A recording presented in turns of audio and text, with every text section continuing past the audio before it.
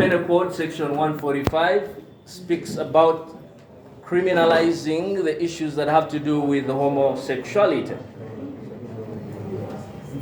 I am also aware of jurisprudence that has taken place over a period of time. To begin with, I'll begin with the Wolfden Report of 1954. The Wolfden Report was argued by John Stewart, who argued that issues to do with LGBT, and you see there's a difference, by the way, which is a misnomer that I'm seeing several attempted here, by arguing LGBT as though LGBT is different from homosexuality. You cannot divorce homosexuality from LGBT. Plus the Q, plus the A, plus the Z, as it will happen. And the reason why we are here is to discuss the issue that has to do with the anti-homosexuality bill, which again to me becomes a misnomer, because then you're going to open up a can of worms or Pandora box which you do not know, and I'm going to lead you why that is going to happen. Number one, we know by virtue of the Wolfden Report of 1954 that John Stewart argued issues that had to do with private morality as opposed to public morality. Professor Hart and Lord Delvin argued on aspects that have to do with public morality. And I will explain why I'm making these arguments. I'm also aware that the European Convention on Human Rights makes a general and purposive interpretation of the word sex. And I think that's where again we are losing it as legislators. Because when you argue sex, then you need to understand what is the definition of sex. And then you will understand why LGBTZ, and I'm not being castigating in terms of using that word, but for purposes of avoiding those so many words, is the reason why you're going to open up a can of worms. So, for me to come and argue science or religion or nature is one thing, but for me to appeal to your logic, intellectual acumen is perhaps the better premise for me to approach. And that's how I want to approach it. We could argue the science, we could argue the religion, which is undebatable. I'm not going to argue Sodom and Gomorrah. I'm not going to argue Surah. Whatever in terms of making a justification of whether or not homosexuality or LGBT rights should actually be encompassed in Uganda per se. Okay. In the case of Kimberley versus Hively, I had my esteemed brothers who are arguing here on behalf of Chapter 4, and I also had from arguments of some professors who appeared here, who I don't want to mention names because I may appear before their public defense on my PhD on that matter, which I'm actually doing. I am mindful of, and I'm also surprised at the level of ignorance that has been exhibited in terms of the lack of depth of knowledge in terms of the definitive word of the word sex itself. And I'm not making a case for homosexuality. I am simply awakening your conscience to the work that, whether we like it or not, this idea of the word sex has acquired a new definition in law. And whether you like it or not, it is something that is going to be petitioned at a certain time X. I'm making projections. There is no doubt that the bill is going to pass. There is no doubt that the president is going to assent. There is no doubt that there's going to be a constitutional petition. There is no doubt that the constitutional petition is going to strike out the bill if you don't do the following things. And that's where we're going to come in. Kimberley versus Hively argued that sex or marriage was a relationship between a human being and a gender. They did not define the word gender, but they left it loose. In Obergefell versus Hodges, marriage was interpreted to include a relationship with any gender. The European Convention on Human Rights, as I said, gives it, especially Article 14, gives it a general and purposive interpretation of the word gender to include sexual orientation, which I did not see in your bill. And that's where you're going to have a problem. But I will give you the escape route. Honorable Katuntu, don't worry. I'll give you the escape route. Marriage, in the just recent case of Eric Gitara versus NGO board, remember? Why did the Kenyans rule the way they did? They ruled the way they did because they interpreted the word sex to include a sexual what? Orientation, as opposed from sex as a what? As a gender, which is provided for in Article 31 in our Constitution. And that's where we're going to be having a problem. Because you see, you're opening up a can of worms. You're opening up what they call a Pandora's box. You're failing to realize that by acting this debate, but not putting like sandbags to protect ourselves, these guys are going to smuggle in everything else under the argument of a definitive interpretation of the word what? Sex. Be wary of that. When we argue, now I'm giving you the escape routes. In terms of the aspects of morality, where my friend Professor Hart argued in terms of morality, and to borrow from my esteemed brother who argued in terms of Navagesera. Remember that case? The judicial officer was very clear. He said, whereas we are aware that these things have to do with what? A right of expression, right? Freedom to express. But these freedoms are what? Derogable. Not so. They are not non-derogable. In other words, they have limitations. Especially if those limitations accrue and interfere on what? Public what? Policy. So the question that I want to ask you, Ugandans of today, is what we're doing, does it offend public morality? I heard last time a distinguished professor arguing in terms of Ubuntu. I'm doing my PhD on Ubuntu and the law. I asked myself, Ubuntu? Ubuntu is humanity. Do to others what you want them to do to you. The aspect of universality, ability, that's what Bishop Desmond Tutu argues. So, for you to argue and say the aspects of Ubuntu has to do to incorporating everything that is not within your culture and norms is to offend the very society in which you live, for lack of a better word. I will quote for you Lord Halsbury, who said in my book of Ubuntu and the Law, those of you who have probably not read it, where he said, how do we conquer a nation?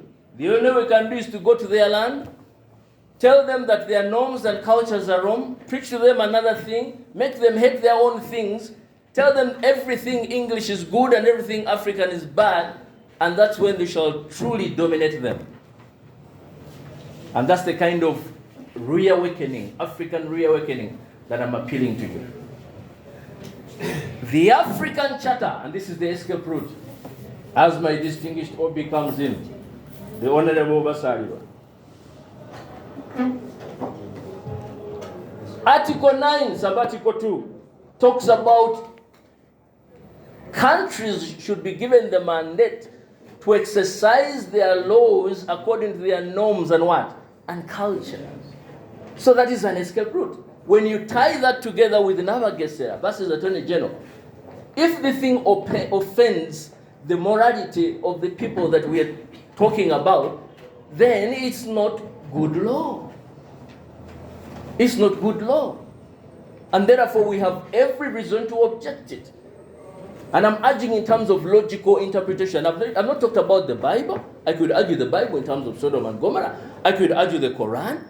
Do you even know that even these ideologies of the Bible, some of the biggest proponents, by the people who began this idea of homosexuality began in Rome and ancient Greece.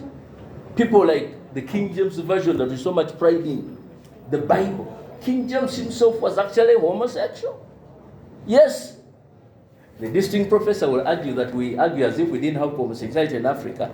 Yes, we can argue that Queen Inziga of Congo is argumentally, in our book, identified as one of the person who actually carry out what? Homosexual tendencies. And so did Kabaka Mwanga, not so. But you see, the fact that those individuals carried out those things is not a mandate. It's not automatic that that should be imputed upon you and I. Where I come from, Honorable Sarira, you'll bear witness, that when they get hold of a wizard, what do? No, they don't. Honorable Katuntu, what do? What they do, they get raw matoke and push it in the what? In the anode.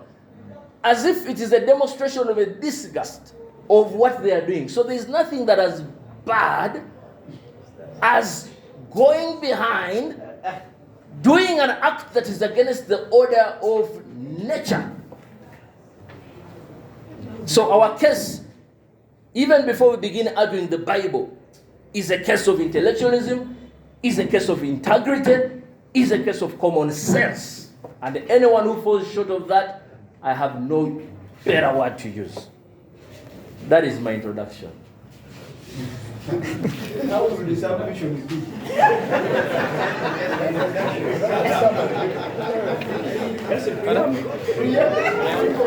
Honorable Madam Chair, I would like to invite my colleague now to add on a few things.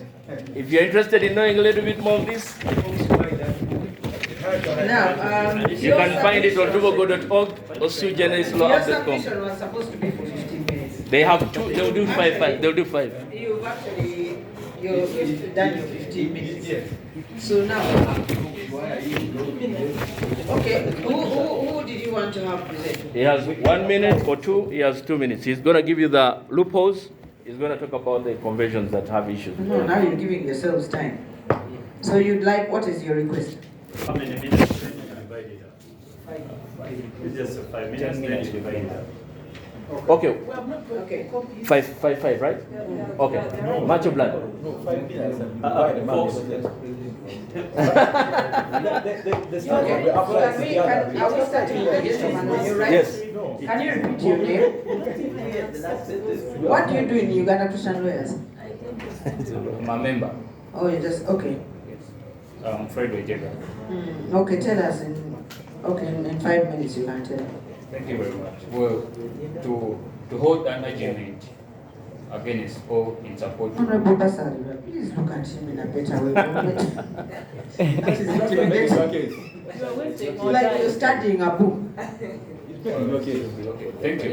Well, to argue against or for homosexuality, you at least need to have a background on the mythology or the origin of homosexuality. What are the arguments in respect to why there is homosexuality? The popular argument is that of nature versus nurture.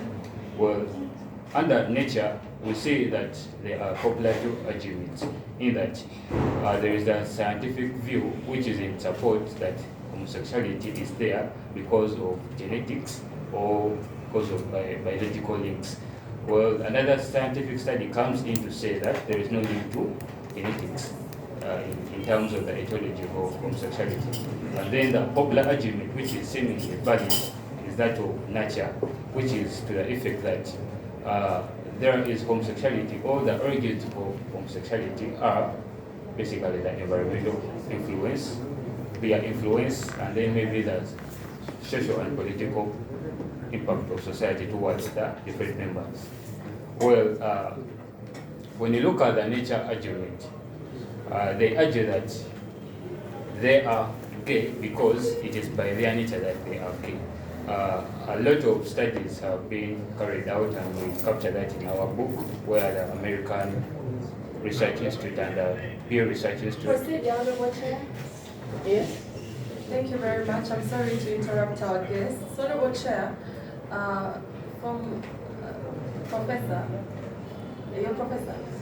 Well, a professor is someone who professes, so a professor, you can argument to say I'm a professor. Professor means a teacher. Well, from the senior lecturer, his presentation seemed to kind of get us to a point where he's going to help the bill. Because he told us there are things that will make it not to survive, and there is what we should do to make it survive. So I was listening with patience, hoping that they would really hit the nail on the head. You've given some minutes and they're already underway, but it doesn't seem like we are getting there. Are we proceeding right, Honorable Chair? No, but I thought that was contained in his write-up. Get straight to that. It is here. Just read them out. Go ahead. Well, in conclusion of the nature versus nurture arguments, well, the nature maintains that there is no link to homosexuality. So it would be wrong to argue that you are gay because biologically that is how God created you, or that is your nature. They make similar arguments and refer to our next brothers, that is a comparison to the animal species, where they argue that if we have gay animals, and that is their nature that they are gay, then it is also our nature, their nature as human beings, that they are gay. Well, an insight on the gay animals, what is notoriously known with a high percentage of gay activity is the bonobos. Their gay interactions are 40%. And when you look at maybe the bats, there is a popular couple which is known as Roy and Silo. They are penguin couples, gay couples. They engaged in homosexual behavior. And then this was identified in a zoo in Australia, where they even went ahead to give them an egg, and they hatched. They hatched the egg rather, and then there was a young penguin which came out of it. And this seemingly is the stronghold or the arguments of the pro-gay activists, that they can adopt. In that, if those birds were able to hatch, then they can also adopt. But now, wanting to adopt, yet at the same time you're engaging in an act or activity which is not procreative in any way, which is against actually the order and patterns of the earth and the metaphysics of everything as it works by, is actually underscoring and contradictory.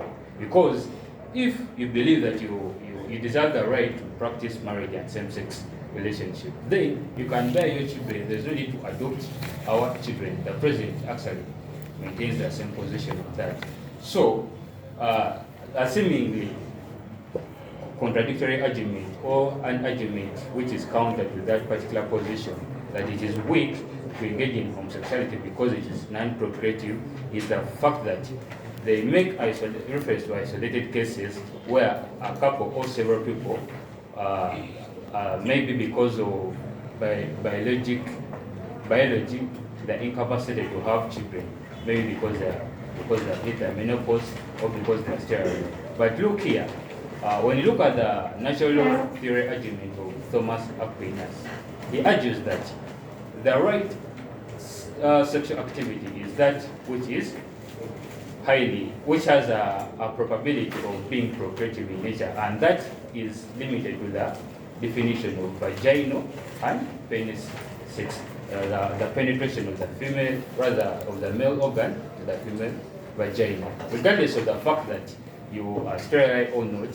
That alone, there is a high possibility that it is procreative in its own nature, given the fact that the organs which are engaging in the act, let's say the penis and the vagina, there's a likelihood that it can be procreative. Well, regardless of the fact that these people may be sterile and unable to maybe bear children, there are still isolated cases, as we make reference in our research, where we have seen these people go ahead and express their urge to have children by maybe engaging in what is known as surrogate contracts, where a person is contracted to carry an egg for a particular couple, and then they bear children. So that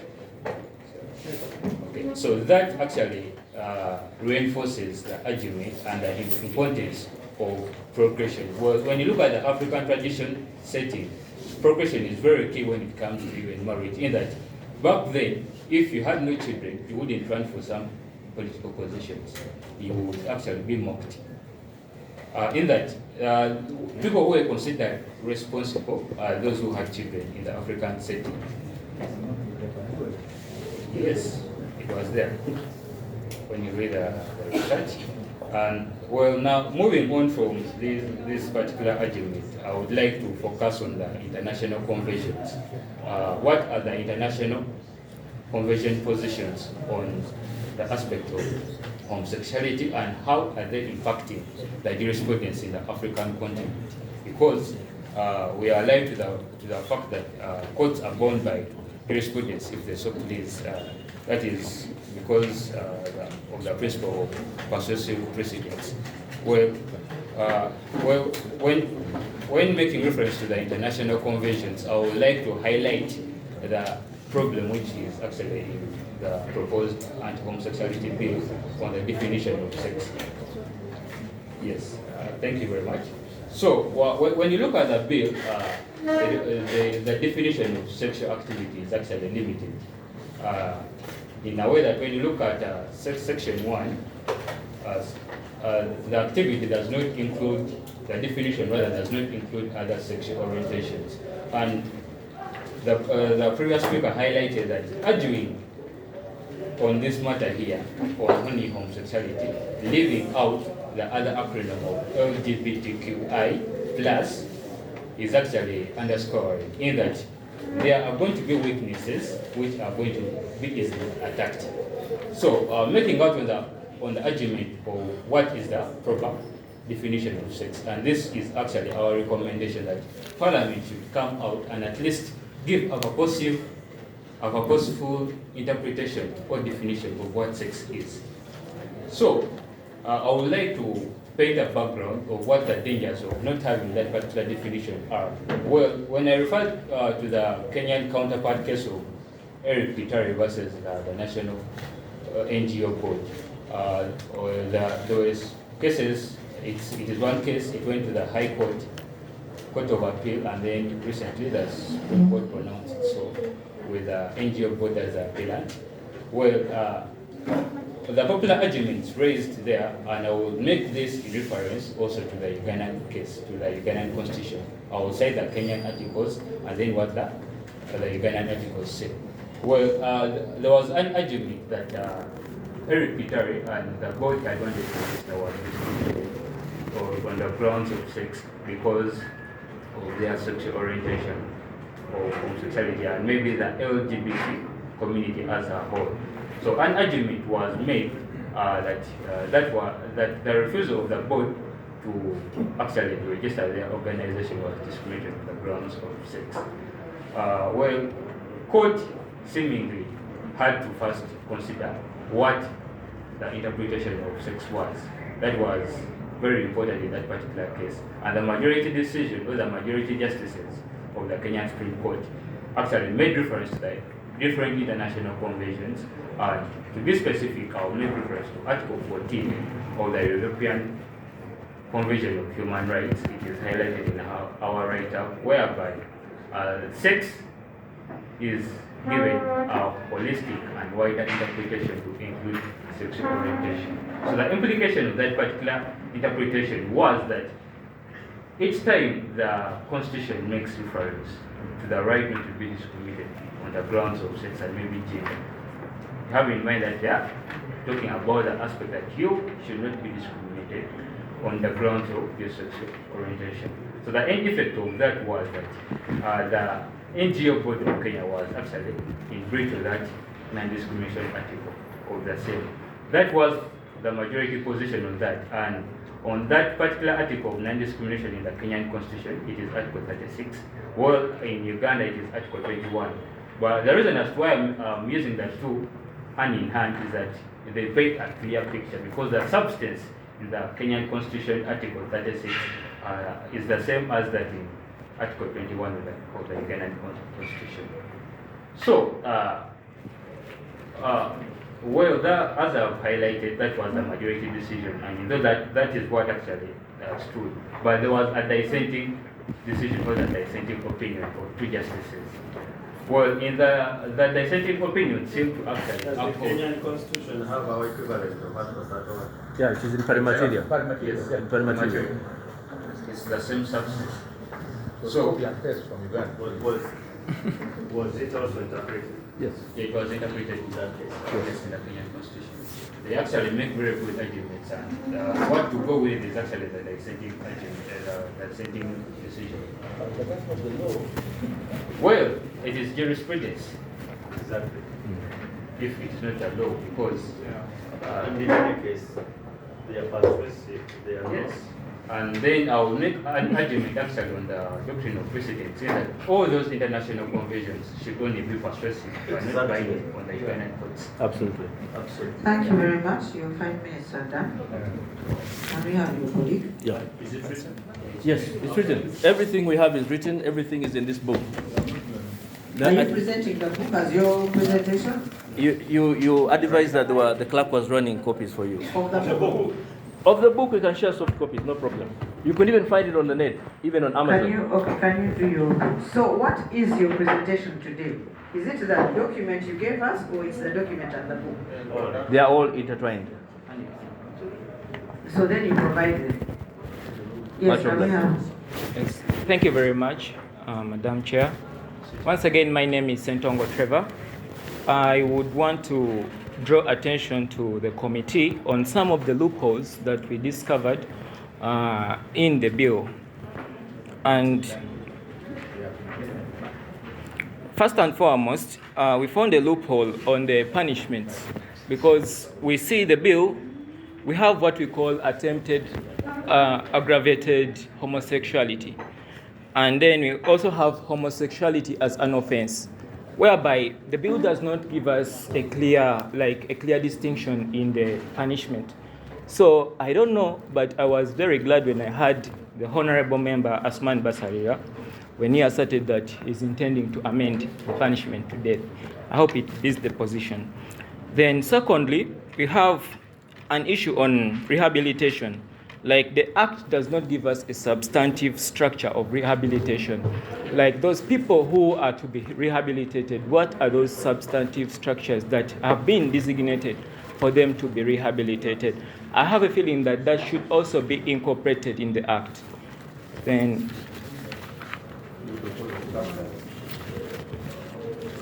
the other one is on the issue to do with compensation. It's not clear under the bill because we actually pray that you make it more punitive when it, like the provision on compensation is not punitive enough. That is, it does not in any way bar further indulgence in the activity of homosexuality. Here, you realize if you have to read the bill, it will come to your attention that anyone can engage in the act with the mindset that they will be compensated. So I think it has to be more clarified under the bill. Then the other one is, I think it has been already talked about, which is to do with the definition of sex, which is the string that Parliament can use to escape this whole drama of homosexuality. Then the provision on a person who attempts to commit aggravated homosexuality and does not distinguish actually, or does not give out the ingredients. If you have to look at the provisions of Section 3 and Section 4.2 of the bill. Then the other one, the bill does not infer where a person or a victim can get psychological support.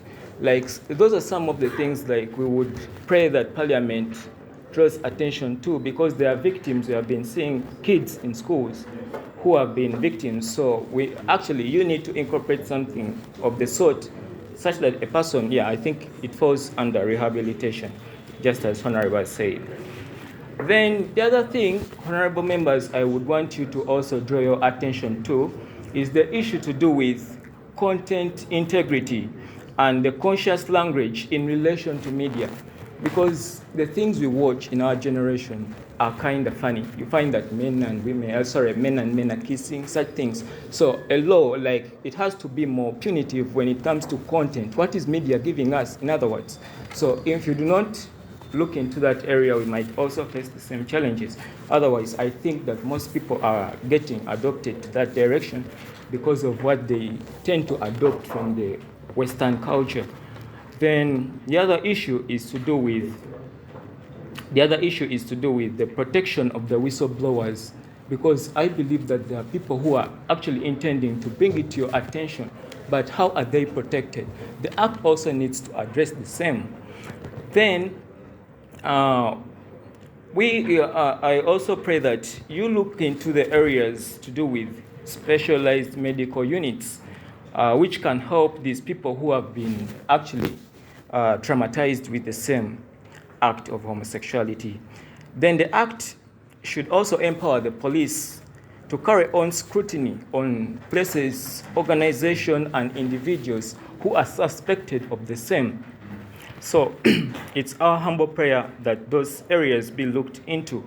Then, lastly, the provision of Section 5 of the Anti-Homosexuality Bill on compensation to victims of homosexuality has to be left to court. Like, in other words, it has to be discretional, because if you are to incorporate it in the act that they will be maybe compensated this much, I do not find the essence of the same.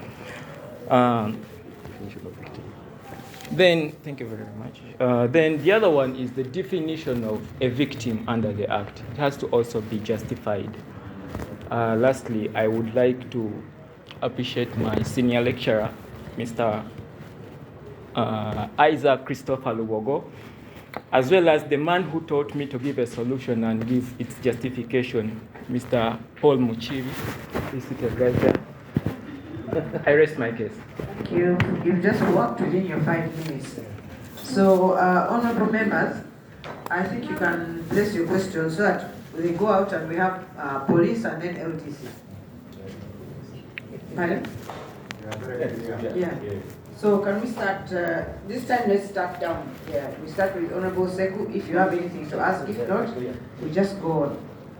Yeah, I agree with their presentation. Okay, thank you. Honorable Abdul? Yeah, I think let's put this thing in context. One, this debate will not stop by its very nature. Whether with this law or without the law, the debate will continue. Like, as we talk today, we still have a debate on the death sentence. Is it correct? Is it not? So, there seems to be a fundamental difference of the way of thinking of the African people and the Western world. So, as to whether this is a right or not, I don't want for us to be scared that, you know, if we do this, then this will happen. No, the debate will continue, Mr. Lugogo. It will not end today, it will not end tomorrow. But what is important, what is in the best interest of the African people, what is in the best interest of the Ugandans? Getting scared of the debate, I'm not one of them. That's number two. That's number one. Number two, I see you quote a lot of European cases and so on. Yes, why? Because these European cases, they have now had their own culture. They perceive sex different from us. That's why they would say polygamy is a terrible thing, and then they come homosexuality is a right. We look at this thing differently. It's our culture, it's our... So these cases, first of all, as you know, you lawyers, these are just persuasive cases. We can make our own case. Whether the courts agree with us or with this thing or not, that's another matter. But what I don't think is correct is for us to be scared that, you know, the court might decide this way. Because the court is also obliged to enforce the laws. They are not a legislature. They are not. And they are supposed to do it in the name of the people, what the people want. That's the justice demanded of them by the Constitution. By the Constitution. Not what the Europeans want. The European Convention and the European cases. Though even in Europe, there is a debate about it. There is a certain section which is conservative in nature. Really, they talk the same language you are speaking. Then there are the liberals, who, depending on which government is in place, just a year ago in the US, you saw what the Supreme Court decided on abortion. Big case. Roy versus Roy. Yes, Roy versus Roy. Why the liberals, including the current government of the Democrats, are up in arms with the court decision.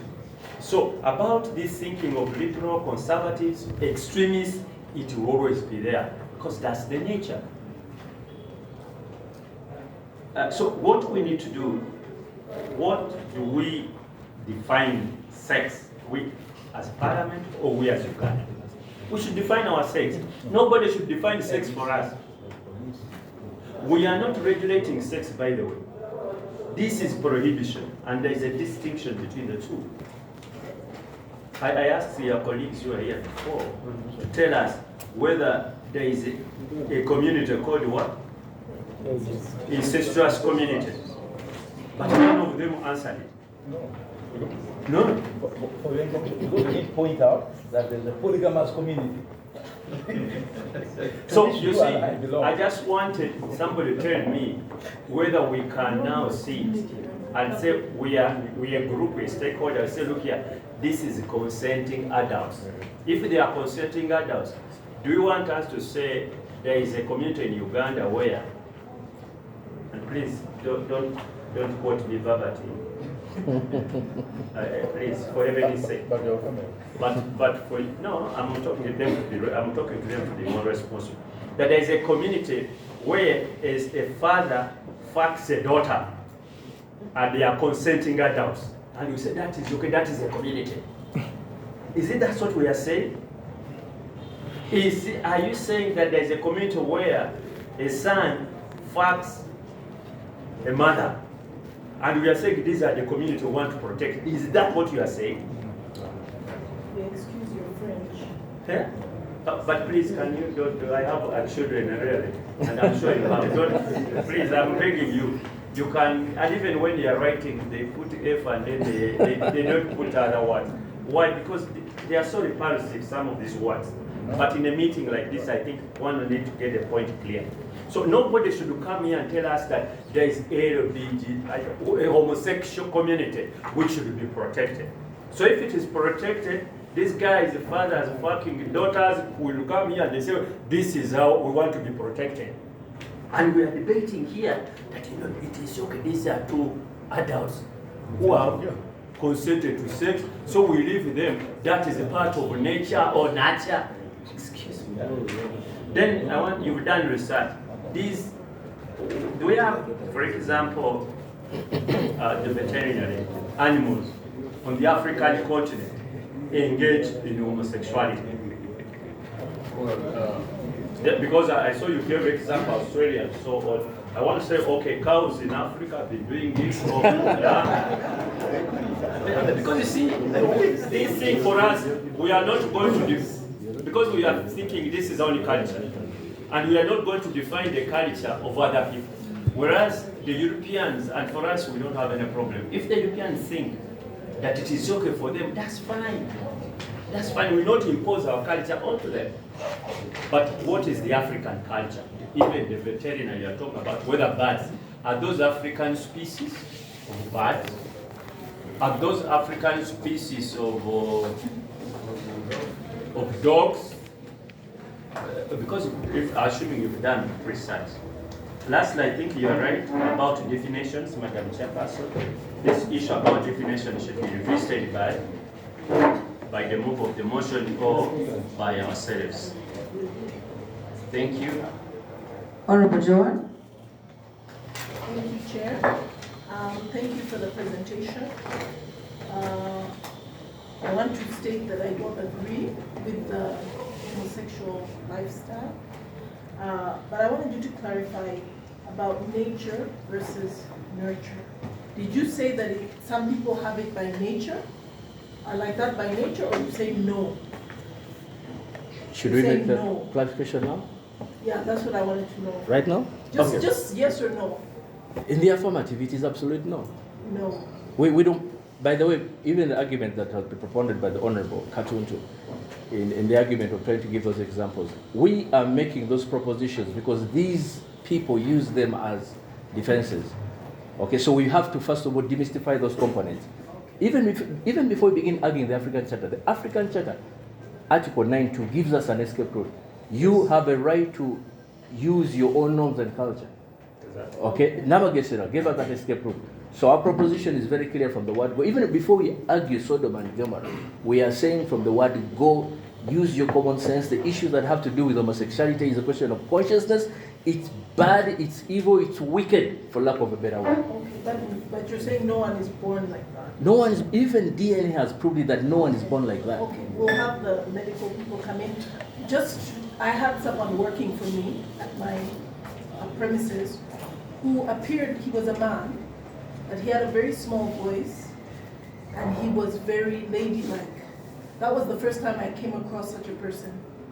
And he was praying, he kept asking me for assistance. Help me, take me to a doctor. He said, I have no attraction for women, my attraction is for men. Help me. He was crying out for help. But he said nobody made him like that. He was a teenager, and it was a cry for help. That's why my idea kind of like, maybe there are some, like just the same way people are born with two organs, could there be a situation where someone is born with extra hormones? But like I said before, I don't agree with the lifestyle, and I really wanted to find help for this young man who was crying out. And I'll be very interested to hear what the medical people say on that issue. I agree with you very strongly on the issue of rehabilitation, because in the work that I do, I deal with a lot of young people, my work outside Parliament. And within Kampala here, I interact with a lot of young people. Some of them have been introduced to the vice, and it's also a cry for help us. But there's nowhere right now in Uganda that I know of that these young people can go to. So I really agree with you that government should take a special consideration to see how to help. The same way we have centers for addicts, drug addicts, alcoholics, there should be, I agree with you, there should be a special center for those who are crying out for help. Now, having said that, I'm torn because I'm dealing with these young people and they're crying out. I'm dealing with this other gentleman whom I told you, who was like, help me, can they inject me, can they help me, you know? So I'm like, this criminalizing the act, does it mean that like some of these young people who have been inducted, they're not born like that, but they've been nurtured in that act? Like waiting for them to turn 18, and then the system grabs them and locks them in prison, when we don't have any rehabilitation for them. And even those who have not had the opportunity for rehabilitation, what I wanted to ask you is, in focusing on, in criminalizing the act, what's going to happen to our young people who were inducted in this act when they were young, and the system is waiting for them to turn 18 to lock them up? And you know, I don't agree with the lifestyle, and I would love to help so many young people, but what are we doing to protect them as they become adults? And yeah, so I would also like to have your view on that. Right. There are two theories actually that we propose. Just hold on, let the others ask. Can we have Honorable Santa? Yeah. Thank you, Madam Chair. Yes, I agree with them as Honorable Fox is saying. But you know, the way you started with your introduction was so scary that this is proposed, Parliament will pass, post will what unless we do some of these things. I thought that was a big scare to us, because if we are seated here trying to come up with a law which should really help Ugandans, and then you tell us it might be true that that will happen, I thought you should come out to really help us to dodge that loophole, which you have really tried. But now we have very limited time. And you have given us that big book and this one. For me, I would like you to help us, really, because for me, I don't support this thing called homosexuality.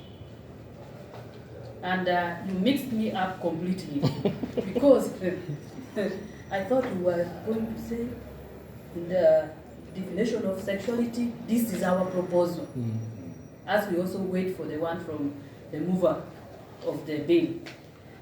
As far as gender orientation, was it? This is our proposal for you to escape the court, because the court, according to you, is already waiting for us to pass this law, and it has never happened, by the way. True. I was in Parliament, was it 2014, when we passed, and most Ugandans wanted it passed and wanted it to become law. But the court out there, the minority, the court passed in favor of the majority, leaving the majority of Ugandans really scratching. Yes. They never So, address themselves. yes. Yeah. So now when you again come here and then again repeat the same thing which happened, True. please help us. This definition of victim, sexuality, gender orientation, all this, you have tried to give your proposal because we really have very limited time as a committee to present our work before Parliament. Thank you very much. Honorable Fox.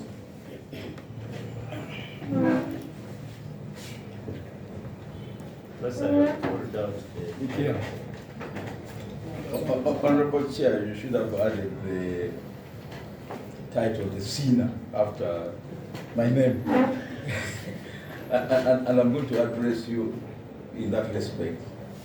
I'm a very unapologetic sinner. I thank you, Mr. Lubogo, and your team for this wonderful narrative. I have a set of questions. And this, I'm starting with nature versus nurture. And I have two questions. My young brother there stated that, in summary, that there's no consensus in the scientific community whether homosexuality is an act of nature or nurture. But he passed judgment that in his opinion, or in your collective opinion, is certainly an act of nurture. Your narrative was that there's no consensus in the scientific community. But there are scientists who state that it's an act of nature. There are those who state it's an act of nurture. But the convenient position for you to take is that that's an act of nurture. What was the basis for that judgment? In a scientific matter where there's no consensus, and there will probably never be consensus. My second question related to that is that you probably know that even heterosexual sex is not self-executing. And I will describe this for you. As a young boy growing up, you have to admire a woman, you have to seduce her before you sleep with her. She can seduce you too. Oh yeah, that's also the other alternative. The same applies probably to homosexual sex. It cannot be self-executing. One adult has to approach the other, and if they agree that that's what they want to do, to borrow the words of Honorable Katuntu, they fuck themselves. They have sex. So, what's wrong with that? How do you relate that to your act of nature versus nurture? The bonobos are apes, right? Right. Science indicates that apes are the immediate first cousins of the Homo sapiens, and we share 99% DNA. Now, in the community of our first cousins, 40% of them are homosexuals. Show a tendency. Okay, 40% of them show a tendency. We share 99% DNA. These are your statistics, not mine. Don't worry. Go on. Not mine. Don't you therefore think that because for the longest period, for millennia, we have had this social construct that human beings must only practice heterosexual sex, we have successfully managed to subdue the 40% in our own community, who would otherwise perhaps show. No. Can I ask my question? Honorable Chair, please protect me. You're protected. Please protect me. No, this is science. Science and Oh, you're protected. yes, yeah. Because, you know, my brother Lubogo came and said he wants to appeal to our intellectual Consciousness. Consciousness. Yes.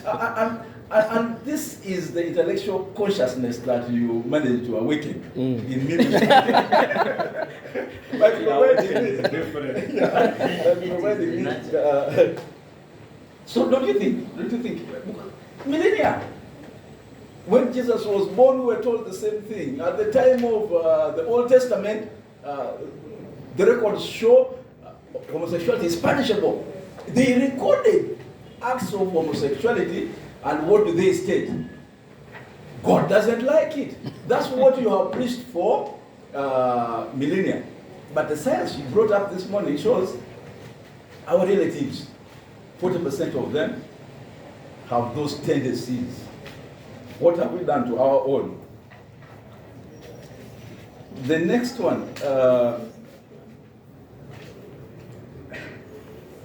you raised a very interesting concept of public morality and integrity. Public morality and integrity. Who determines what public morality is? Who determines? Who determines what public integrity is? Is it again the Bible? Do we fall back to the Bible? Do we fall back to that old, age-old construct? And why? And I have a theory. This is just a theory I want to run by you as counsel. But you see, in the very determination of what amounts to public morality and integrity lies a concept that we don't want to talk about: abuse of authority. Abuse of authority. Dictatorship of the majority over a minority. A dictatorship of the powerful over the vulnerable, the weak, and those we ought to protect. In this concept of public morality lies another concept. The underlying foundation of public morality is actually fundamentalism. And in this case, is Christian fundamentalism.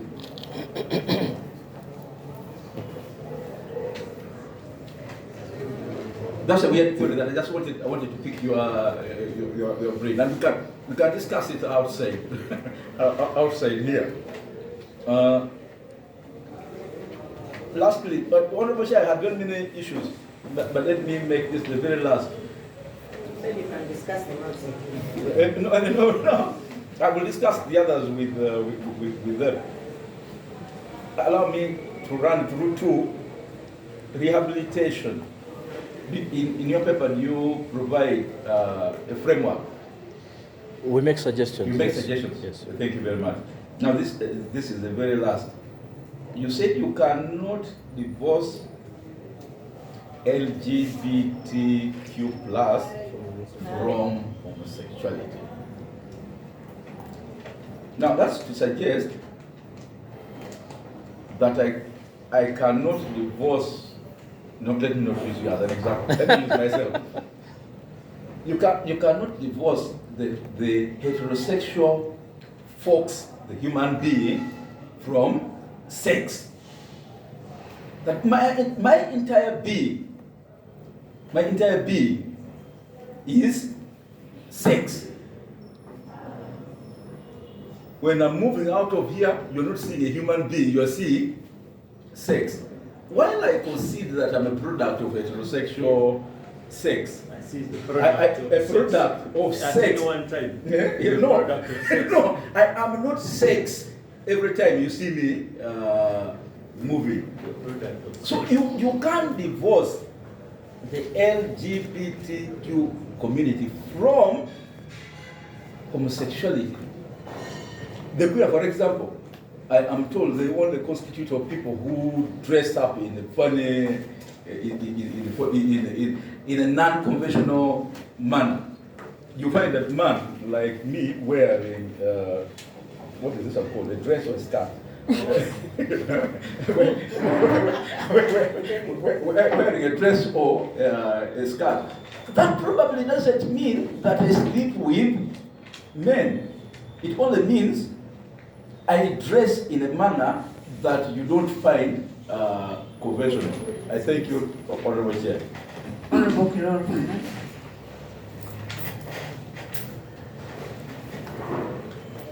Chair, I want to commend my schoolmate who went to university together, Isaac, commonly known as Silu. You know, I saw a big smile when he looked at you.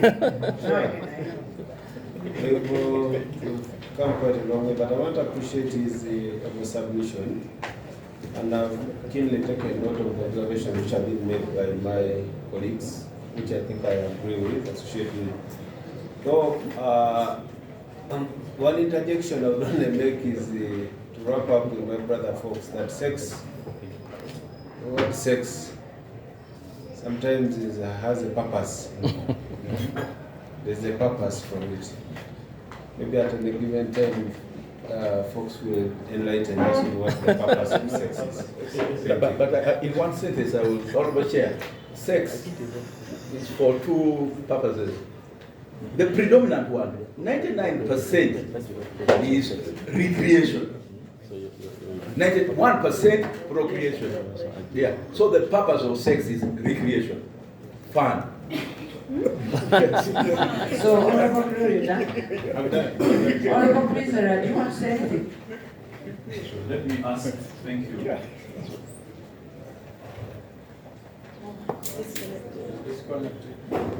Is there something you want to handle among yourselves? Thank you, Honorable Chair. Honorable Chair, I had one of the presenters touch on an issue on the issue before us in terms of experiences of, I think, 14th century philosopher Thomas Aquinas. I think that was 14th century material. Of course, what he didn't say is what has happened in Spain over the years to now. Honorable Chair, I find it very, very disturbing that we do not have the capacity to deal with issues in the century we are in today. And we are now today at the stage of 14th century Spain. You are capping our intellectual might by denying us the capacity to resolve the issues of LGBTIAQ, all those things. Today, the way they manifest. And by somebody suggesting that we should be limited to our consciousness, to our experience of what is, in the case of Mr. Mogo, I think, who said, you don't want to do things that are outside, that you don't want, that you don't know. I find that one a bit, for lack of a better one. Thank you. Rose, do you have anything to say? Honorable Joan put it very well. From her experience, what she has seen, but many of us have not seen what she saw. I wish that we could take this exercise very seriously and not rely on our own personal experiences. Somebody said, again, I think homosexuality is best. I think homosexuality is best. It's not non-reproductive, something like that. And to that extent, it should be bad. I think Honorable Fox has told us the function of sex, and I don't want to disagree more. But the question I would pose is, would they want to extend the boundaries of this law to outlaw a married woman who is pregnant and is engaging in sex with her husband because she's well aware that she cannot conceive? Would that be against the law? An infertile woman or a sterile man engaging in heterosexual sex, should that be outlawed? Because he's well aware he cannot, Procreate. So these things, I think I need some answers.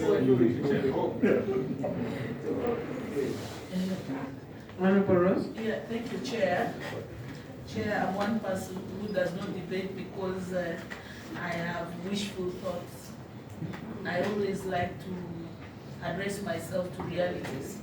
Actually, the best is, what do you call when I'm pregnant and I still give sex to my husband?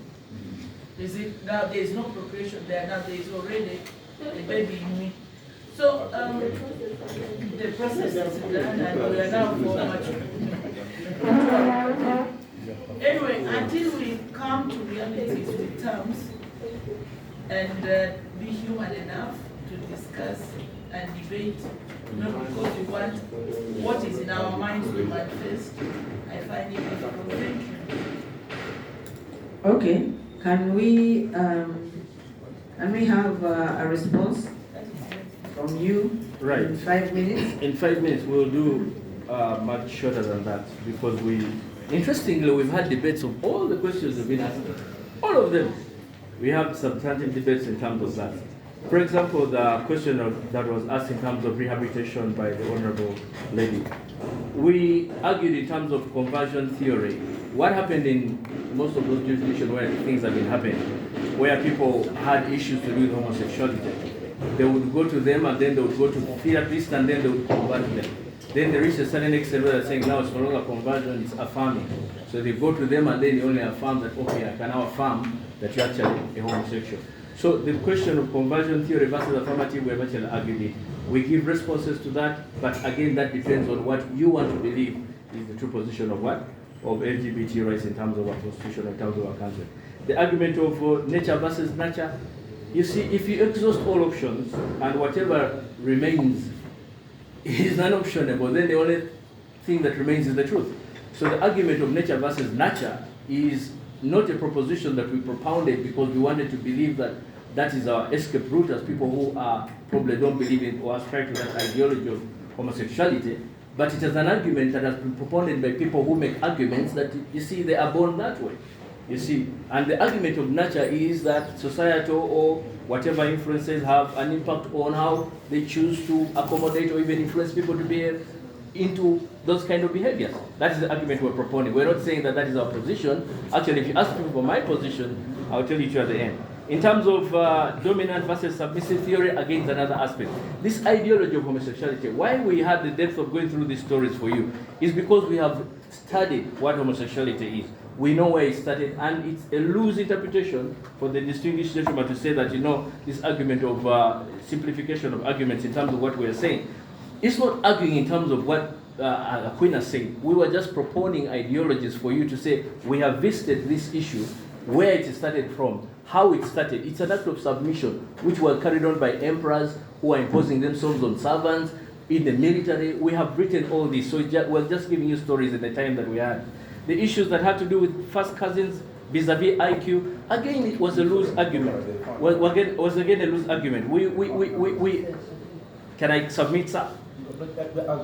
Before you conclude that point, in Sodom and Gomorrah, they found how many heterosexual men?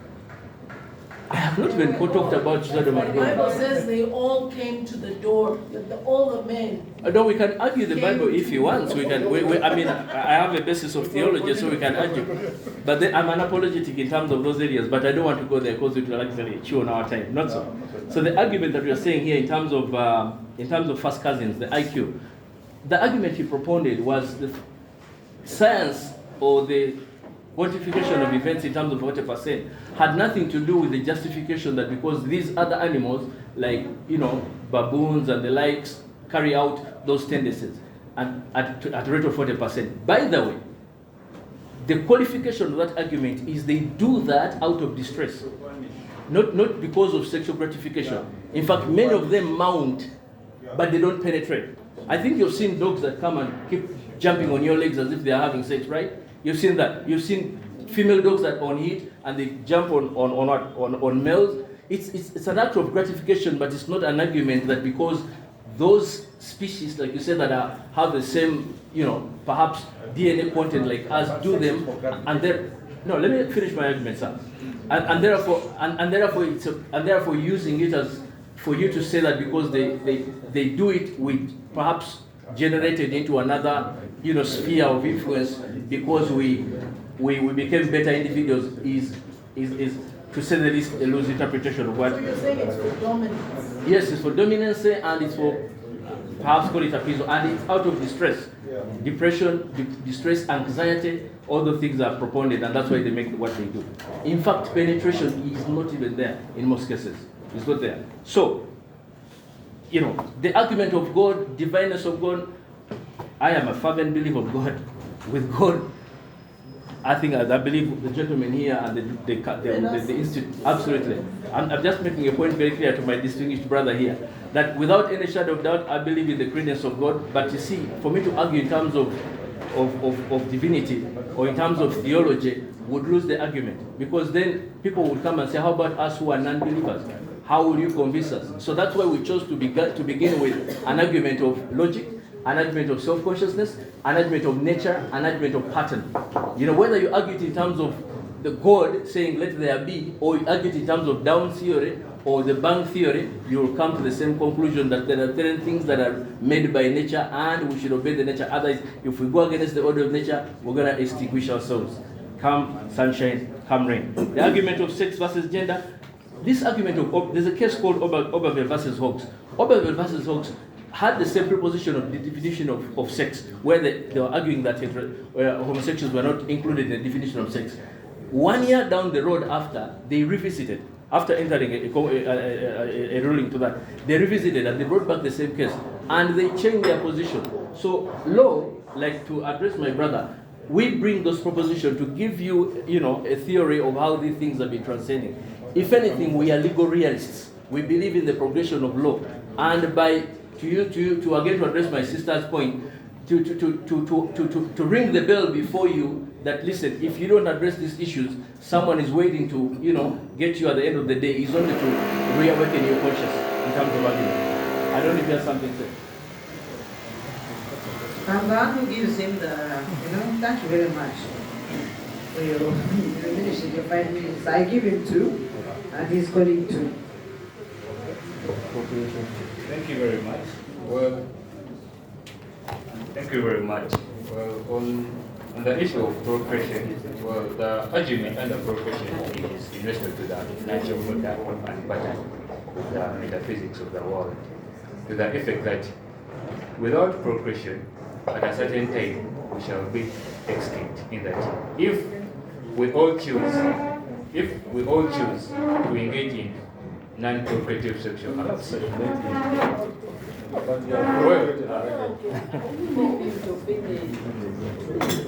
But Fox has already procreated. Okay. Maybe to paint a picture in respect to the same, in Japan, after the Nagasaki bombing, the population that went out of the world was actually threefold, to the effect that what the population still coming in Japan of late, it is actually half of that went away. So if it is maintained that we can engage in homosexual activity or maybe sexual activity which is non-procreative, at a certain point things are going to imbalance. There's going to be a population imbalance. Well, according to that natural order and pattern of everything, things have to coexist in that we as human beings we have to coexist horizontally in that in the coexistence. Just one clarification. This my brother is making the point that if we permit homosexuality, we shall be extinct. Again, go back to science. even if we assume that only 40% of our population are homosexual, you will still have the 60% population that will be procreating. The point is, if we all, the point was, if we all chose to engage in such activity, and we give to the homosexuals to sleep with. There's demand and supply always. You produce your own. Honorable member, well, the point was, if we all chose to engage in such activity, and even still, if the 40% chose, there would be an imbalance. It wouldn't be like the way it's supposed to be, according to the natural pattern.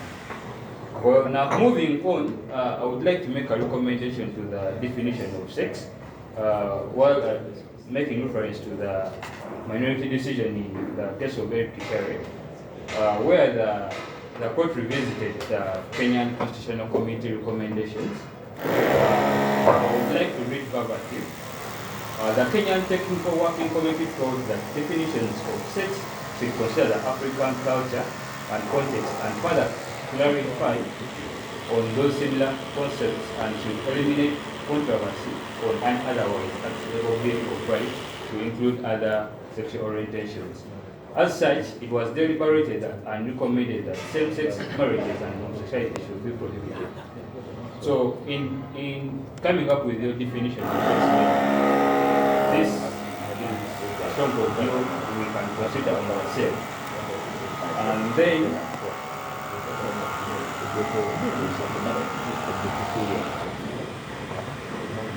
well, we have been commenting on the aspect that LGBTIQIA+, I think you're now asking yourself, what is the plus? The plus, you can talk about the object sexuality, which is known as objectophilia. These are actually people who attach their sexual arousals to objects. Well, there is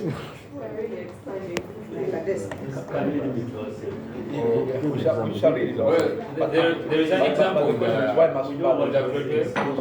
okay. We are not going to legislate examples. Then pedophilia as well.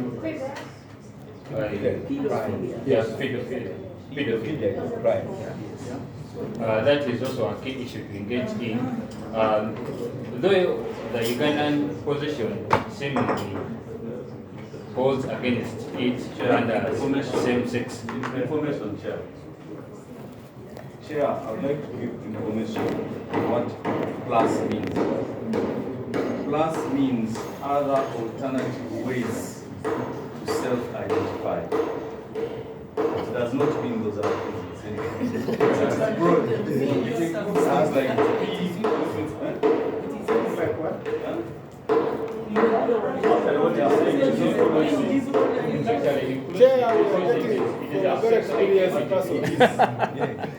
This is a very experienced explanation. Plus means other countless ways. Because there are many. Yes, to self-identify. Meaning a cat, a dog, you could be identifying as a dog. Is that what it means? Countless. As long as you self-identify. Thank you for the information. Please go ahead. And that's actually the definition of sex by now. Well, I think there's some problem. Are you done? well, with that, I would like to Does your colleague have anything to say? Thank you very much, Madam Chair. Recalling our history, which has been antagonized with... Order, members. Honorable, switch off your mic, please. Oh, sorry. Thank you very much, Madam Chair. Recalling our history, which has been antagonized with political whatever and stuff, it's the reason that's why we come up with these stories, to get to know where the things really come from. Those words are in our constitution. So, mine would be simple. We have escape routes to the whole thing of homosexuality. Give sex a definitive definition, honorable members. That would help. Secondly, you can touch the grand norm. You can amend the grand norm, because the problem we are dealing with, realize that Uganda is a secular state. If we only had a state religion, this would have been a settled issue. So think about the definition of sex and amending the Ugandan. Thank you. Thank you very much for your presentation. And I'll ask Honorable Okiro to see you out. Yeah. I want to go and box you. Can we have police come up? I'll give you a sword.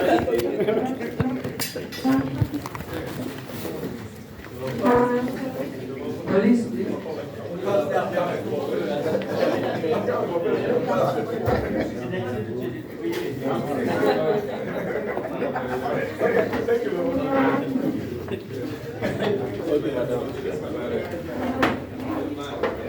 I hope I've not left anything.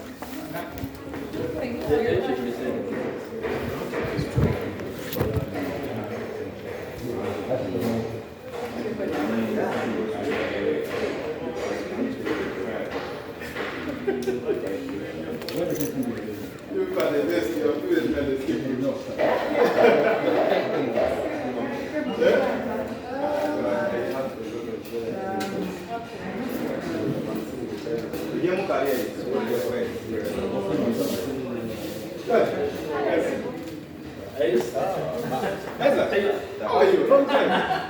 How have you been? We started the lecture. That's very good. Good.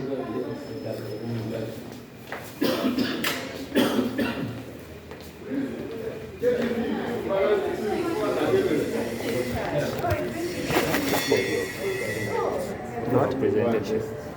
We'll talk to doctor. Okay, I will do that.